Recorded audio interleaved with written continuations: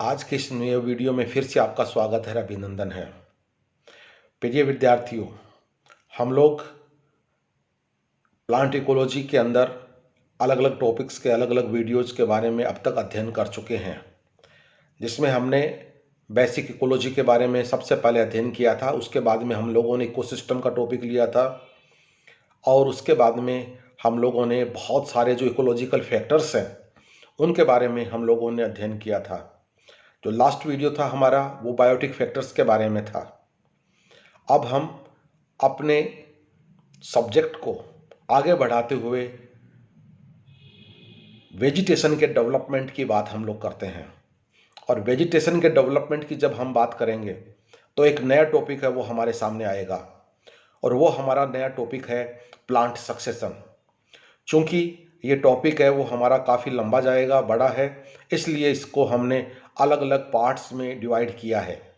आज का जो ये टॉपिक है हमारा वो पार्ट फर्स्ट के बारे में है। प्लांट सक्सेशन का पहला टॉपिक है ये हमारा पार्ट फर्स्ट। चूँकि हम बॉटनी की क्लास में हैं, बॉटनी के पेपर्स के बारे में हम लोग अध्ययन कर रहे हैं, इसलिए जो सक्सेशन की प्रोसेस है उसके बारे में, जो प्लांट का डेवलपमेंट होता है उसके बारे में जानना हमारे लिए बहुत महत्वपूर्ण है। हालांकि हम ये कहते हैं, जैसा कि हम लोगों ने सेकेंड ईयर में प्लांट एनाटॉमी के अंदर पढ़ा था कि जर्मिनेशन से लाइफ है वो स्टार्ट होती है, फिर भी बहुत सारे फैक्टर्स जो इस टॉपिक से पहले हम लोगों ने पढ़े हैं वो इस पूरी प्रक्रिया को प्रभावित करने का काम करते हैं। किस तरह से प्रभावित करते हैं, कौन कौन से फैक्टर्स थे, हम लोगों ने क्लाइमेटिक फैक्टर्स के बारे में डिटेल में पढ़ा था, फिजियोग्राफिक के बारे में पढ़ा था, हम लोगों ने बायोटिक फैक्टर्स के बारे में पढ़ा था। सारे फैक्टर्स को हमने काफ़ी डिटेल में पढ़ा है और किस तरह से वो वनस्पति को प्रभावित करते हैं उन सब के बारे में हम लोगों ने अध्ययन वो किया है। तो उस प्रोसेस को आगे बढ़ाते हुए आज का जो टॉपिक है हमारा वो है प्लांट सक्सेशन के बारे में। प्लांट सक्सेशन को हम बहुत आसानी से इस तरह से समझ सकते हैं, जैसे कोई खाली ज़मीन है, वहाँ पर पहले से कोई प्लांट नहीं लग रहा है। कारण कुछ भी हो सकता है। जिस पर्टिकुलर जगह पर प्लांट्स ग्रो नहीं करते हैं उसको हम सामान्यतः बंजर भूमि के नाम से जानते हैं। लेकिन वो बंजर भूमि क्या हमेशा बंजर बनी रहेगी? समय के साथ उसमें निश्चित रूप से परिवर्तन आएगा, और परिवर्तन लाने वाले कारक कौन से होंगे? फिजिकल कारक होंगे, बायोलॉजिकल कारक होंगे। निश्चित रूप से ये सब चीज़ें मिलकर उसकी सिचुएशन को, उस पर्टिकुलर बंजर भूमि की सिचुएशन को इम्प्रूव करने का काम करेंगे और परिस्थितियाँ बदलेगी। और परिस्थितियाँ बदलेगी तो इसका मतलब ये हुआ, जिसको हम बंजर भूमि के नाम से जान रहे थे वहाँ पर भी प्लांट्स का डेवलपमेंट स्टार्ट हो जाएगा। इसका मतलब ये हुआ कि पहले से वहाँ पर कोई प्लांट्स ग्रो नहीं कर रहे थे और वहाँ पर वनस्पति का डेवलपमेंट या विकास का क्रम है वो शुरू हुआ है। ये सक्सेशन है। क्या वनस्पति एक दिन में वहाँ पर आ जाएगी? क्या एक दिन में वहाँ पर हायर ग्रुप के प्लांट्स आ जाएंगे? अलग अलग चरणबद्ध क्रम से ये प्लांट्स का डेवलपमेंट है वो वहाँ पर होता है। जो भी प्रोसेस है उनके बारे में हम डिटेल में यहाँ पर अध्ययन करेंगे। कौन कौन से वो स्टेप्स हैं जिसके माध्यम से ये डेवलपमेंट की प्रोसेस है वो कंप्लीट होती है। लेकिन जो मेन पॉइंट है यहाँ पर वो ये है कि वहाँ पर डेवलपमेंट हुआ है, प्लांट्स का डेवलपमेंट हुआ है, वेजिटेशन का डेवलपमेंट हुआ है, और वहाँ पर जो बेरिन भूमि थी, जो बंजर भूमि थी, वहाँ पर बहुत सारे प्लांट्स हैं वो हमारे सामने आ गए हैं। तो प्लांट्स का क्रमबद्ध रूप से जो डेवलपमेंट विकास हुआ है यही सक्सेशन है। कितने प्रकार के होते हैं, क्यों होते हैं, ये हम आगे चलकर बात करेंगे। सक्सेशन की प्रोसेस को हम ये नहीं कहते कि साहब एक दिन में पूरा हो जाएगा, 10 दिन में हो जाएगा, 100 दिन में हो जाएगा। सालों साल लग जाते हैं, 100 साल भी लग जाते हैं। डिपेंड करता है वहाँ की कंडीशन के ऊपर, डिपेंड करता है वहाँ की क्लाइमेटिक कंडीशंस के ऊपर, डिपेंड करता है वहाँ के जो बायोलॉजिकल फैक्टर्स हैं उनके ऊपर, किस तरह से ये पूरी प्रोसेस प्रभावित होती है और कौन कौन इस पूरे प्रोसेस को कंट्रोल करने का काम करते हैं। इन सब के बारे में हम अध्ययन है वो इस प्लांट सक्सेशन के बारे में करेंगे।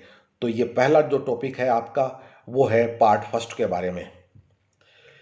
जैसा कि मैंने अभी आपसे कहा, क्लाइमेटिक कंडीशंस हमेशा एक जैसी नहीं रहती है। बायोलॉजिकल एक्टिविटीज उस पर्टिकुलर जगह पर हमेशा एक जैसी नहीं रहती है। समय के साथ बदलाव निश्चित रूप से आता है, और निश्चित रूप से जब बदलाव आता है तो जो बायोटिक कम्युनिटीज वहां ग्रो कर रही है उसमें बदलाव होगा या नहीं होगा। अगर वहां पर पहले से ग्रो कर रही प्लांट्स हैं तो वातावरण के अनुसार उनमें बदलाव आएगा, और जो प्लांट्स वहां ग्रो कर रहे हैं उनकी नेचर है वो बदल जाएगी। मान लीजिए एवरग्रीन फॉरेस्ट वहां पर ग्रो कर रहा है, लेकिन एवरग्रीन के लिए क्या चाहिए? बरसात चाहिए, पानी चाहिए पूरे साल भर। लेकिन मान लीजिए मौसम चक्र बदल गया है, बरसात धीरे धीरे कम होना प्रारंभ हो गई है, और अल्टीमेट बहुत कम बरसात होने लग गई है, तो क्या वहां पर एवरग्रीन फॉरेस्ट हमेशा के लिए नजर आएंगे? हमें बिल्कुल नजर नहीं आएंगे, क्योंकि पानी की कमी हुई है। और पानी की कमी होने का मतलब ये हुआ कि वेजिटेशन धीरे धीरे धीरे उसमें बदलाव होगा, और अल्टीमेट वो जीरोफिटिक में कन्वर्ट हो जाएगी। जो प्लांट्स वहां पर ग्रो कर रहे हैं वो खत्म हो जाएंगे, और नए तरीके के प्लांट जिनको हम जीरोफाइट्स कह रहे हैं उस बदली हुई परिस्थिति में हमें वो दिखाई देंगे। इसका मतलब क्या हुआ कि जो बायोटिक कम्युनिटीज वहां पर ग्रो कर रही थी वो समय के साथ परिवर्तित हुई या नहीं हुई, यह भी सक्सेशन है।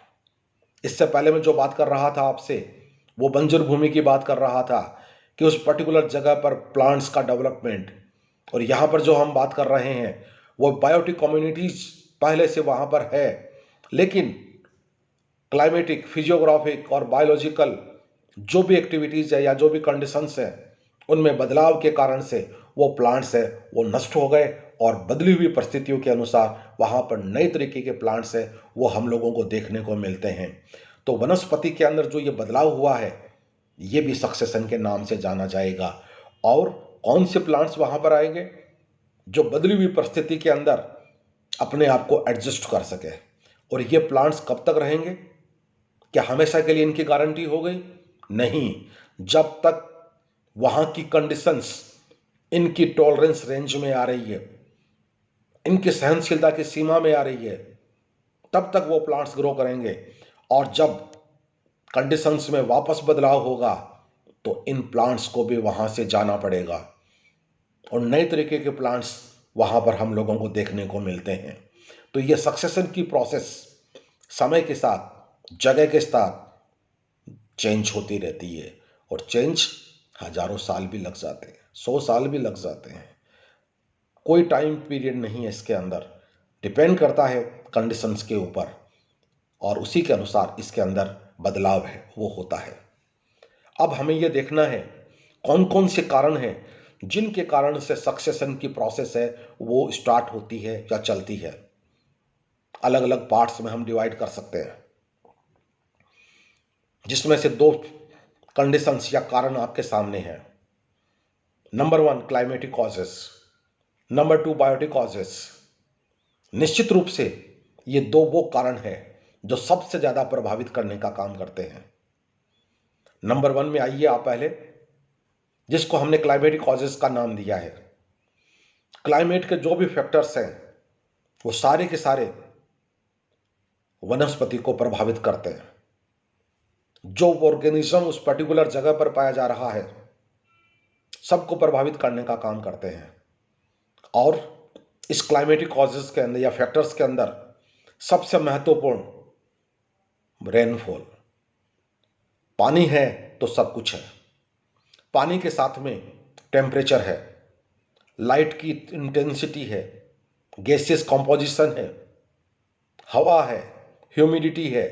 सारे के सारे फैक्टर्स किसी भी पर्टिकुलर जगह की कंडीशन को फेवरेबल बना सकते हैं प्लांट्स के लिए, एनिमल्स के लिए, ओवरऑल ऑर्गेनिज्म के लिए। और ये सारे फैक्टर्स किसी पर्टिकुलर जगह की कंडीशन को अनफेवरेबल भी बना सकते हैं। बहुत अच्छी तरह से इससे पहले वाले जो टॉपिक्स हम लोगों ने पढ़े हैं उनमें हमने ये जानने का प्रयास किया है। निश्चित रूप से ये सारे के सारे वो चीज़ें हैं जो कि प्लांट के लिए, एनिमल के लिए, ओवरऑल ऑर्गेनिज्म के लिए बहुत महत्वपूर्ण है। डियर स्टूडेंट्स, इसीलिए सबसे पहले हम लोगों ने क्लाइमेटिक कॉजेस को रखा है। और हमने एक बात और पढ़ी है, ये सारे फैक्टर्स आपस में मिलकर ऑल टुगेदर अपना प्रभाव डालते हैं और उसी को हम होलिस्टिक अप्रोच के नाम से जानते हैं। कोई भी फैक्टर अकेला काम नहीं कर सकता है, सारे आपस में डायरेक्टली और इनडायरेक्टली एक दूसरे के साथ में जुड़े हुए हैं और इसी को हम होलिस्टिक अप्रोच के नाम से जानते हैं। सेकेंड कॉज में आते हैं हम, कारण में आते हैं, जिसको हमने बायोटिक कॉजेस का नाम दिया है। जैसा कि हम जानते हैं, किसी पर्टिकुलर जगह पर जो भी लिविंग्स पाए जा रहे हैं, यहाँ पर चूंकि हम बॉटनी की क्लास में हैं, हम प्लांट्स की बात कर रहे हैं। जब बहुत सारे प्लांट्स एक साथ में ग्रो कर रहे हैं, क्या उनमें आपस में कंपटीशन नहीं होगा? जब हम लोग इंसान, जानवर साथ में रहते हैं, क्या हमारे बीच में कंपटीशन नहीं हो सकता? कंपटीशन हमेशा पॉजिटिव और नेगेटिव दोनों साइड्स में होता है। तो यहाँ पर जो कंपटीशन हो रहा है प्लांट्स के बीच में, निश्चित रूप से बहुत सारे फैक्टर्स है वो इसमें इन्वॉल्व होते हैं। जैसे स्पेस के लिए, मिनरल्स के लिए, वाटर के लिए, गैस के लिए, हर चीज जो प्लांट के सर्वाइवल के लिए इंपॉर्टेंट होती है, उन सब के लिए इनके बीच में आपस में कंपटीशन होता है। और इस पूरे प्रोसेस के अंदर वही प्लांट यहाँ पर बचकर रह पाते हैं जो उस कंडीशन के अकॉर्डिंग अपने आप को फिट पाते हैं। जो कमजोर प्लांट्स हैं उनको वहां से जाना पड़ेगा और जो वहां के लिए फिट है वही रहेंगे, या फिर पूरी की पूरी प्लांट कम्युनिटीज दूसरे टाइप के प्लांट्स के द्वारा रिप्लेस हो जाती है। यह है बायोटिक कॉजेस। पहले वाला हमारा था क्लाइमेटिक और दूसरे वाला है हमारा बायोटिक कॉजेस के बारे में। उसके बाद में हम आते हैं तीसरे कॉजेस के बारे में, जिसको हमने इक्केसिस कॉजेस का नाम दिया है। और यहाँ पर जो बात बतलाई जा रही है वो ये बतलाई जा रही है कि जब प्लांट्स का यहाँ पर इन्वेशन होगा या यहाँ से माइग्रेट करेंगे या आपस में कंपटीशन होगा या रिएक्शन होगा पॉपुलेशन का आपस में, तो निश्चित रूप से मिट्टी की जो कंडीशन है वो भी बदलती है। और मिट्टी की कंडीशन बदलती है तो निश्चित रूप से प्लांट की जो पॉपुलेशन है उसमें भी बदलाव आता है। तो तीसरे पॉइंट में मुख्य रूप से मिट्टी के फैक्टर्स के बारे में बतलाया गया है। उसके बाद में हम आते हैं चौथे फैक्टर पे। चौथे का मतलब है स्टेबलाइजिंग कॉजेस। और स्टेबलाइजिंग कॉजेस का मीनिंग हमारे लिए यहाँ पर है कि सक्सेशन की जो प्रोसेस है वो कब जाकर कंप्लीट होती है, जब वो अपने क्लाइमेक्स स्टेज पर पहुंच जाती है। क्लाइमेक्स का मतलब ये होता है सक्सेशन की लास्ट प्रोसेस। वहां पर जाकर ये सक्सेशन की जो प्रोसेस स्टार्ट होती है वो क्लोज हो जाती है। अगर उसमें क्लाइमेक्स की स्टेज अटेंड नहीं कर पाता है कोई भी प्रोसेस, तो हम उसको ये नहीं कह सकते कि साफ सक्सेशन है वो कंप्लीट हो गया है। इसलिए सक्सेशन की प्रोसेस को कंप्लीट होने के लिए क्लाइमेक्स स्टेज का होना जरूरी है। तो ये भी एक कारण के रूप में हमारे सामने है वो आता है। तो ये चार कारण हम लोगों ने पढ़े हैं। क्लाइमेटिक के बारे में पढ़ा, बायोटिक के बारे में पढ़ा, इक्केसिस के बारे में पढ़ा, स्टेबलाइजिंग के बारे में हम लोगों ने पढ़ा। अब हम चलते हैं सक्सेशन की विशेषताओं के बारे में, कैरेक्टरिस्टिक्स के बारे में। तो जो भी इकोलॉजिकल सक्सेशन होती है उसके कौन कौन से लक्षण हो सकते हैं उनके बारे में हमें जानना है, वो बहुत जरूरी होता है। निश्चित रूप से हमने अभी तक ये पढ़ा है सक्सेशन की जो प्रोसेस है वो किसका परिणाम है, वो भौतिक वातावरण के अंदर जो बदलाव हो रहा है उसका परिणाम है। अगर मौसम के अंदर परिवर्तन नहीं होता, फिजिकल इन्वायरमेंट से मतलब हमारा यहाँ पर रेनफॉल से मतलब है, टेम्परेचर, लाइट, ह्यूमिडिटी, विंड, उन सब से मतलब है हमारा, अगर उनमें बदलाव नहीं होता तो शायद सक्सेशन की प्रोसेस है वो प्रभावित नहीं होती। या जो बेरिन लैंड है वहां पर डेवलपमेंट प्लांट्स का नहीं होता। इसलिए पहला जो पॉइंट है वो बहुत महत्वपूर्ण पॉइंट है कि ये जो फिजिकल एनवायरनमेंट के अंदर जो बदलाव आ रहा है उसका परिणाम है ये। दूसरा, हम इसको बहुत आसानी से कह सकते हैं कि ये जो समुदाय का विकास है उसका एक ऑर्डरली प्रोसेस है। जो कम्युनिटी के डेवलपमेंट है उसी का एक पार्ट है सक्सेशन। निश्चित रूप से जब हम कम्युनिटी डेवलपमेंट के बारे में बात करेंगे तो वहां पर भी सक्सेशन है वो बहुत महत्वपूर्ण रोल है वो प्ले करता है, क्योंकि कम्युनिटी डेवलपमेंट का भी मतलब यही होता है चरणबद्ध रूप से प्लांट का विकास। और सक्सेशन के अंदर भी हम इसी चीज को यहां पर पढ़ रहे हैं। बात को आगे बढ़ाते हुए हम नेक्स्ट पॉइंट पर चलते हैं। बहुत सारे पॉइंट्स है यहां पर इन्वॉल्व होते हैं और उस पर्टिकुलर के अंदर जो स्पीसीज की संरचना है, जो बनावट है, निश्चित रूप से उसमें चेंज होता है और प्लांट्स की जो डाइवर्सिटी है, जो भिन्नताएं हैं, उसमें बदलाव होता है। स्टार्टिंग से निश्चित रूप से बहुत कम टाइप की प्लांट्स वहां पर देखने को मिलेगी और जब समय के साथ जब बहुत सारे प्लांट्स आएंगे तो निश्चित रूप से डाइवर्सिटी बढ़ी या नहीं बढ़ी, डाइवर्सिटी में बदलाव आया नहीं आया, बिल्कुल आया। एक छोटे से एग्जांपल से आप देखिए, हमारा एग्जांपल लेके आप देखिए। हम किसी पर्टिकुलर जगह पर, जैसे हम अपने खेत में जा रहे हैं या किसी नई जगह पर जा रहे हैं, उस पर्टिकुलर जगह पर जाने वाले मान लीजिए हम अकेले व्यक्ति हैं, हमारे अकेले का घर है, लेकिन उस अकेले घर को देखकर बाकी दूसरे लोग भी समय के साथ उस एरिया में आना चाहेंगे नहीं चाहेंगे। एक घर से दो घर बनेंगे, दो से तीन बनेगा, चार बनेंगे, पांच बनेंगे, एक छोटी ढाणी का रूप ले लेंगे और धीरे धीरे जब लोगों का वहां पर आना शुरू होगा, घर का नंबर बढ़ते चले जाएंगे, वही ढाणी गांव में बदल जाती है और वही गांव धीरे धीरे बढ़ते हुए पॉपुलेशन के अनुसार और आगे बढ़ता चला जाएगा। कहने का मतलब, शुरुआत के अंदर वहां पर एक व्यक्ति था या एक घर था, वहां पर कितने सारे घर हो गए।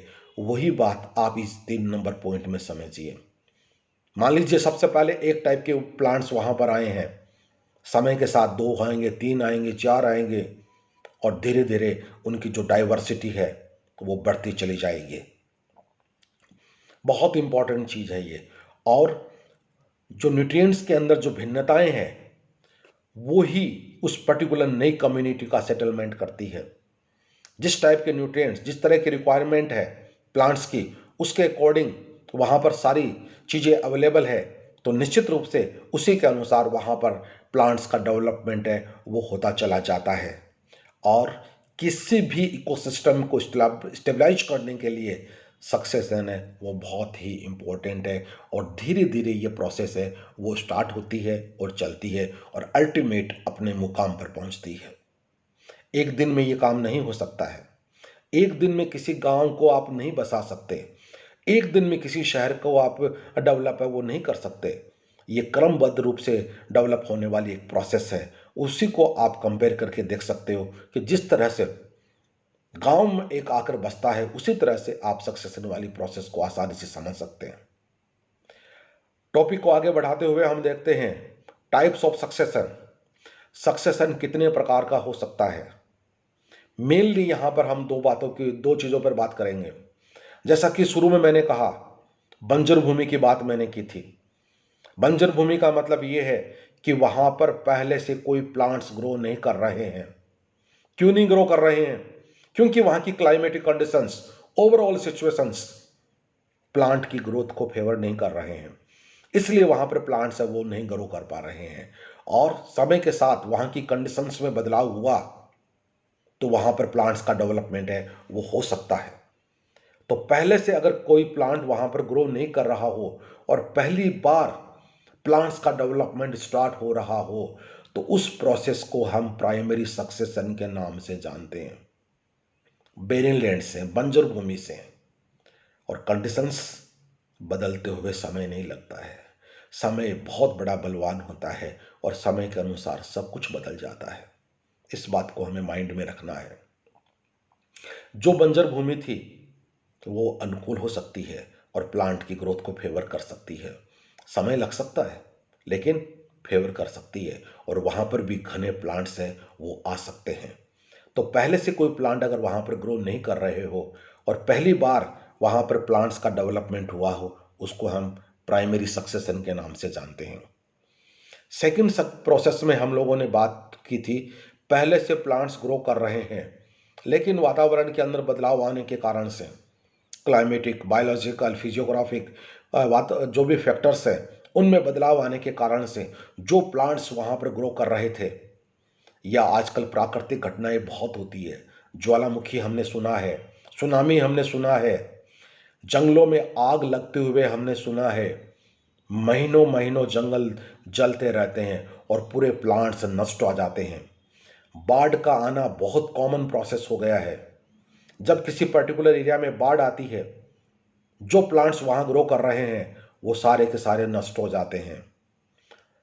किसी पर्टिकुलर जगह पर प्लांट्स में डिजीज का फैलना, डिजीज के कारण सारे के सारे प्लांट्स हैं वो नष्ट हो जाते हैं। डियर स्टूडेंट्स, ये प्राकृतिक जो विपदाएं हैं उनके कारण से प्लांट्स नष्ट हो सकते हैं। और नष्ट होने का मतलब ये हुआ कि पहले से वहाँ प्लांट थे लेकिन इन सब कारणों से वो नष्ट हो गए हैं, और नष्ट होने के कारण से जगह खाली हो गई है। और खाली होने का मतलब ये हुआ कि समय के साथ बदलाव होगा और नए तरीके के प्लांट, नए टाइप के प्लांट्स वहाँ पर आएंगे, और इस प्रोसेस को हम सेकेंडरी सक्सेशन के नाम से जानते हैं। तो पहले वाली थी प्राइमरी, जहाँ पर शुरुआत से कोई प्लांट नहीं था, बंजर भूमि का नाम लिया हमने, और यहाँ पर हम कह रहे हैं पहले से प्लांट्स थे लेकिन प्राकृतिक और मानवीय घटनाओं के कारण से वहाँ पर प्लांट्स वो नष्ट हो गए हैं, और नष्ट होने के बाद में जब नए तरह के प्लांट्स वहाँ पर आए हैं तो उसको हम सेकेंडरी सक्सेशन के नाम से जानते हैं। तो ये दो टाइप की प्रोसेस है, वो हमें याद रखनी है। उसके बाद में हम आते हैं और भी महत्वपूर्ण पॉइंट पे, मैकेनिज्म और प्लांट सक्सेशन। कौन कौन सी क्रियाएं हैं जो इस पूरे प्रोसेस को कंट्रोल करने का काम करती है। सबसे पहला ऑटोट्रॉफिक। ऑटोट्रॉफिक का मतलब ये हुआ स्वयं के द्वारा, और स्वयं कौन है वहाँ पर, प्लांट्स हैं जिनको हम ऑटोट्रॉफ्स के नाम से जानते हैं। और जब वहाँ पर प्लांट्स डोमिनेट करते हैं उस पर्टिकुलर जगह पर, उस सक्सेशन के अंदर, उस सक्सेशन की प्रोसेस के अंदर प्लांट्स डोमिनेट कर रहे हैं, उस वाली प्रोसेस को हम ऑटोट्रॉफिक सक्सेशन के नाम से जानते हैं। बात वही है, कमाने वाला एक, खाने वाले पांच, कब तक सर्वाइवल होगा। 5 की जगह 10 का नाम भी हम ले सकते हैं। और दूसरे शब्दों में, आमदनी अठन्नी, खर्चा रुपया, सर्वाइवल नहीं हो पाएगा। अगर हमारी आमदनी रुपया होगा और खर्चा 50 पैसे है तो सर्वाइवल आसान हो जाता है। तो यहाँ पर वही बात बतलाई गई है कि जब इस पर्टिकुलर सक्सेशन में प्लांट्स के नंबर ज़्यादा होंगे, इन पर डिपेंड रहने वाले प्राणियों से ज़्यादा, तो ये ऑटोट्रॉफिक सक्सेशन के नाम से जानता है। और दूसरे वाला जो प्रोसेस है उसको हम कहते हैं हेटेरोट्रॉपिक। और हेटेरोट्रॉपिक का मतलब ये हुआ उन प्लांट्स के ऊपर डिपेंड रहने वाले हेटेरोट्रॉपिक ऑर्गेनिजम्स, जैसे बैक्टीरिया, फंजाई और दूसरे एनिमल्स जो उस पर्टिकुलर के ऊपर डिपेंड रहते हैं। कहने का मतलब ये हुआ ऑटोट्रॉप से ज़्यादा हेटेरोट्रॉप्स। इस प्रकार के सक्सेशन को प्रोसेस को हम हेटेरोट्रॉपिक प्रोसेस के नाम से जानते हैं। उसके बाद में हम आते हैं 3 नंबर पर, जिसको हम कहते हैं ऑटोजेनिक सक्सेशन। ऑटोजेनिक का मतलब ये हुआ कि जो प्लांट्स उस पर्टिकुलर जगह पर ग्रो कर रहे हैं, जो कम्युनिटी है वहाँ पर, उनके बीच में आपस में जो इंटरेक्शन हो रहा है, उन इंटरेक्शन के कारण से जो मौसम में या वहाँ की कंडीशन के अंदर जो बदलाव होता है, उस बदलाव के कारण से पहले से जो ग्रो कर रहे हैं प्लांट्स, वो दूसरे प्लांट्स के द्वारा रिप्लेसमेंट कर दिए जाते हैं। कहने का मतलब ये हुआ कि जो सक्सेशन की प्रोसेस है वो आपस में प्लांट्स के इंटरेक्शन के कारण से स्टार्ट हुई है। इस तरह की जो प्रोसेस होगी वो वहाँ के प्लांट्स के द्वारा शुरू हुई है। उस तरह की प्रोसेस को हम कहते हैं ऑटोजेनिक, मतलब स्वयं के द्वारा प्रेरित जो सक्सेशन है उसको हम कहते हैं ऑटोजेनिक। और दूसरे वाले जो प्रोसेस है उसको हम कहते हैं एलोजेनिक।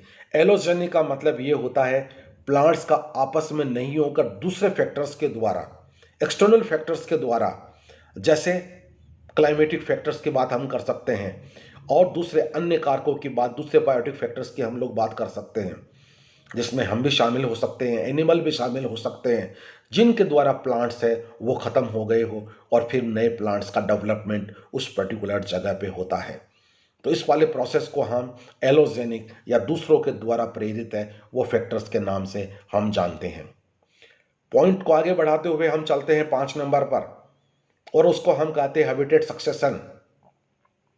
अलग अलग आवास के नाम के आधार पर भी हम सक्सेशन को नाम दिया जा सकता है, और ये अलग अलग फेजिक अलग अलग अवस्थाओं के जो रिप्लेसमेंट के कारण से या स्टार्ट होने के आधार पे होता है। तो कहने का मतलब जिस पर्टिकुलर जगह पर सक्सेशन स्टार्ट हो रहा है उसी के आधार पर उसका नामकरण है वो सामान्यतः हम करते हैं। इस बात को आगे चलकर और हम डिटेल में लेंगे। डियर स्टूडेंट्स, ये आज का पहला पार्ट था जिसमें हमने इंट्रोडक्टरी पार्ट है उसको समझने का है वो प्रयास है वो किया है। और निश्चित रूप से यहाँ पर जो बात है वो हमारे सामने जो निकल कर आ रही है वो ये निकल के आ रही है बहुत ही सिंपल वे में। प्लांट्स का जो क्रमबद्ध रूप से अध्ययन डेवलपमेंट हो रहा है उसी को हम सक्सेशन के नाम से जानते हैं। अगर वो बेरिल लैंड से हो रहा है हमने उसको प्राइमरी सक्सेशन का नाम दिया। अगर वो पहले से प्लांट्स हैं किन्हीं कारणों से नष्ट हो गए हैं और दोबारा से हो रहा है उसको हमने सेकेंडरी सक्सेशन का नाम दिया। बहुत सारे फैक्टर्स इस पूरे प्रोसेस में इन्वॉल्व होते हैं। कॉजेज़ के बारे में हमने बात की है, हमने उनकी करेक्टरिस्टिक्स के बारे में बात की है और हमने उनके मैकेनिज्म की बात की है। इस टॉपिक को कंटिन्यूएशन में हम आगे वाले वीडियो में बढ़ाएंगे। वीडियो को देखना जारी रखिएगा और देखने के बाद सब्सक्राइब जरूर कीजिएगा, क्योंकि इसके आगे के कंटिन्यूएशंस के जो वीडियो हैं वो सब्सक्राइब करने पर आपको अपने आप ही उनका नोटिफिकेशन है वो आपको मिलता रहेगा। सबका बहुत बहुत शुक्रिया, धन्यवाद, थैंक यू।